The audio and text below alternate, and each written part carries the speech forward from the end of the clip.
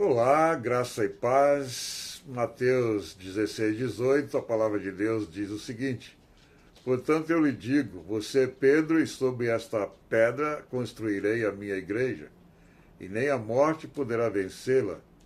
Eu lhe darei as chaves do reino do céu. O que você proibir na terra será proibido no céu, e o que permitir na terra será permitido no céu. A palavra de Deus, ela é absoluta. Ela é absoluta quando nós olhamos para uma declaração como esta que Jesus faz a respeito de Pedro, nos dando a ideia de que ele como Petros, de acordo com o original grego, Petros é apenas um fragmento de pedra. Não é uma pedra no seu sentido literal, aquela rocha. Não é isso que Jesus está se referindo a respeito de Pedro. Jesus está chamando ele de pequeno fragmento. E é interessante que ele mesmo, lá em uma das suas cartas, em 1 Pedro 2, 4 a 6, se não me engano, ele fala sobre a forma com que nós somos edificados, casa espiritual, e dando a ideia de que somos como que pedras vivas. E com estas pedras vivas nós somos edificados como que casa espiritual de Deus. Em outras palavras, nós somos a igreja. Você não vai à igreja, você é a igreja, como diz uma canção. Mas, então, por que Jesus declarou isso com relação a Pedro? E eu creio que Jesus fez essa declaração por causa da afirmação de Pedro. Quando Pedro falou, olha, porque Jesus fez uma pergunta, o que vocês dizem do Filho de Deus, ou Filho do Homem? Ele disse, olha, tu és o Cristo, o Filho de Deus, o Deus vivo. E aí, baseado nessa afirmação, que segundo Jesus não veio por parte do homem, ou de professor ou mestre, por mais evoluído que seja, não veio de nenhuma dessas duas situações, mas veio dos céus. Deus revelou a Pedro. E essa revelação deu a Jesus a condição de se autoafirmar com Pedro que ele é essa rocha. Pedro é um pedaço dessa rocha, assim como eu sou um pedaço da rocha. Da rocha. Eu sou pequena pedra. E com essa pedra eu sou como um tijolo que faz parte de uma construção, uma grande construção. E essa grande construção é a casa espiritual de Deus. Eu sou morada de Deus. Eu sou templo do Espírito Santo. E aí vem uma grande polêmica em torno de todas essas verdades aqui da palavra de Deus com relação à Igreja Católica, quando eles dizem, né, que essa pedra é Pedro. E alguém, um ex-padre, falando ou comentando sobre isso, ele afirmou em um de seus livros, ele escreveu vários livros, o doutor Aníbal Pereira dos Reis, e ele declara que Pedro nunca esteve em Roma. Ele fala, Pedro nunca esteve em Roma. E é verdade, né? A palavra de Deus fala de Paulo como aquele que esteve em Roma. Inclusive, Paulo faz uma declaração em Romanos a respeito daqueles que se tornaram cristãos, se referindo aos da casa de César. alguns de nobre nascimento se renderam a Jesus, se entregando a Ele como Senhor de suas vidas. E Paulo pôde dizer que eles eram parte ou eram representantes ali da igreja de Cristo. Ali estava um pequeno grupo que era a igreja de Cristo. Assim como nós tivemos o privilégio de, no Brasil, na Colômbia, na Venezuela e em todos os países da América Latina e do mundo inteiro, você vai achar um grupo. Você vai no Irã, você vai achar um grupo que está ali se reunindo como igreja. É verdade que existe uma pressão, uma perseguição ferrenha contra esses cristãos, mas eles sobrevivem, eles conseguem sobreviver. Mesmo em face daqueles que os degolam com as suas espadas, mas eles não param de brotar aqui e ali, porque é o poder de Deus se manifestando.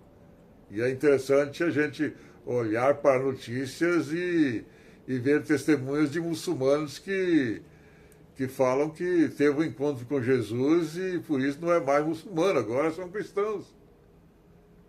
Tiveram um encontro como Paulo teve um encontro com Jesus no caminho de Damasco e caiu por terra por causa do brilho da sua glória, não aguentando mais aquela luz forte ali, caiu em terra. Assim, muitos muçulmanos têm tido a experiência, segundo relatos, de que Jesus apareceu em pessoa para eles, eles reconheceram e se dobraram diante dele e hoje dão testemunho, não estão nem aí se vão cortar o seu pescoço, tirar a cabeça fora do pescoço, não estão nem aí, não negam Jesus. E aí Aníbal, o doutor Aníbal Pereira dos Reis, né, pastor depois, e hoje ele já é falecido, ele escreveu um livro chamado Pedro nunca foi Papa e nem o Papa é vigário de Cristo. E ele fala de forma categórica que a razão de Jesus ter feito essa declaração é nada mais, nada menos por conta da afirmação de Pedro: tu és o Filho de Deus. Por isso que essa rocha, essa pedra, está baseada nessa afirmação de que tu és o Filho de Deus, ou seja, você é a pedra. Ou melhor, você é a rocha, se a gente for pensar assim, né? Agora, Pedro, quando Jesus falou para ele, tu és Pedro, né? Portanto, eu lhe digo, você é Pedro. Pequeno fragmento da rocha, que é ele próprio, Jesus. E é interessante como Jesus diz eu. Ele se coloca nessa situação, quando ele faz essa declaração, eu lhe digo, eu no sentido de autoridade, de ter autoridade para dizer, ou para afirmar, ou para fazer. E é isso que ele está fazendo conosco. Ele está fazendo a gente ser o que a gente não consegue ser por nós mesmos. Foi por isso que Paulo falou lá em Filipenses 1,6, o seguinte, e olha só, aquele que começou a boa obra em vós há de aperfeiçoá-la até o dia de Cristo. Aquele. Quem é esse aquele? A referência de Paulo está numa incógnita, está um sujeito oculto, mas esse aquele a gente sabe que é o próprio Jesus. Aquele. Mas mas ele é Deus. Jesus afirmou, né? João 10:30. Eu e o Pai somos um. Então, baseado na afirmação de Paulo, com referência a essa palavra aquele, É a mesma quando Jesus diz aqui como autoridade, de forma categórica, ele está dizendo, eu lhe digo. E aí é interessante que há um processo, né? Nós cremos nisso. Que a boa obra que Jesus começou em mim, quando eu tinha 18 anos e pouco, ela continua. Eu não sou perfeito. A perfeição final vai acontecer. Eu estou fazendo de tudo, das tripas coração, para ser ou obter a cada dia a minha santificação, a minha consagração, para eu conseguir fazer o que Deus quer que eu faça, que é cumprir o chamado que Ele fez comigo, chamando para fazer a sua obra. Então, a palavra de Paulo, aquele que começou a boa obra em vós, é de aperfeiçoá-la até o dia de Cristo, é uma palavra que me dá esperança, me dá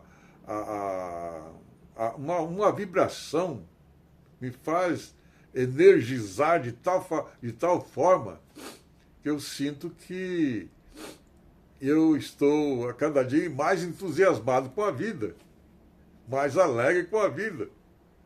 Hoje mesmo eu disse para minha esposa, olha, se eu morrer, não deixa cantar aquelas ladainhas de cantor cristão não, hein?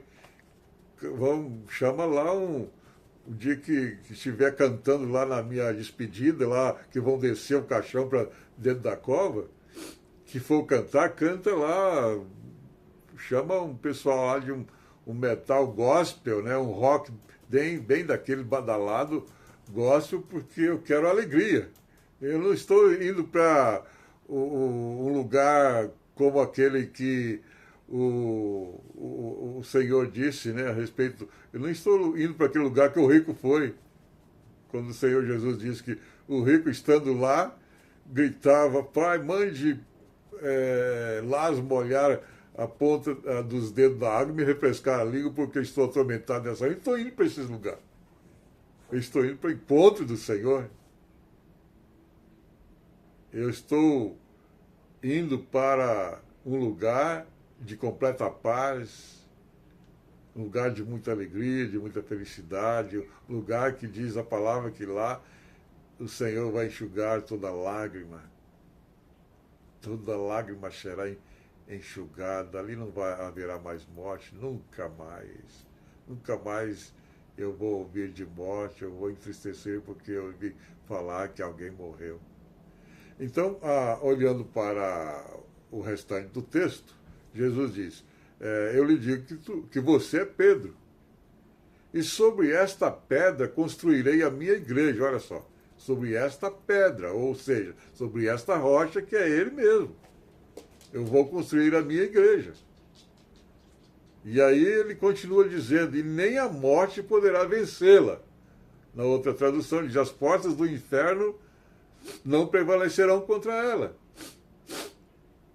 Mas essa palavra, e nem a morte poderá vencê-la, eu tenho que me transportar para o estado de Jesus, ao ser colocado na tumba lá em Jerusalém, e a pedra foi colocada de todo tamanho lá, e no dia que ele ressuscitou, aquela pedra voou para longe e ele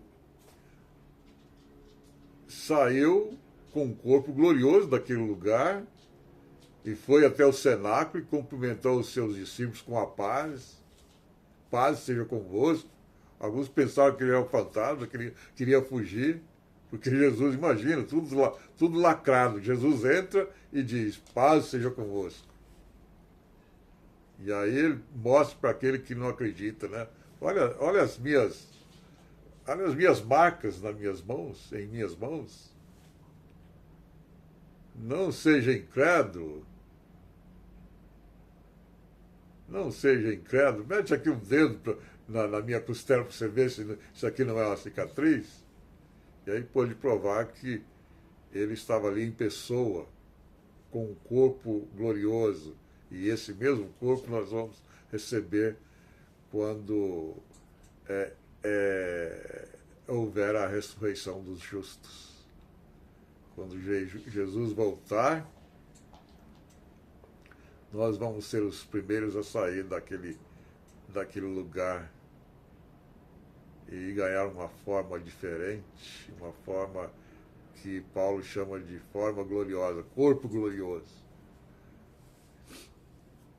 E é interessante que cada um de nós, com o nosso jeito de ser, vamos poder,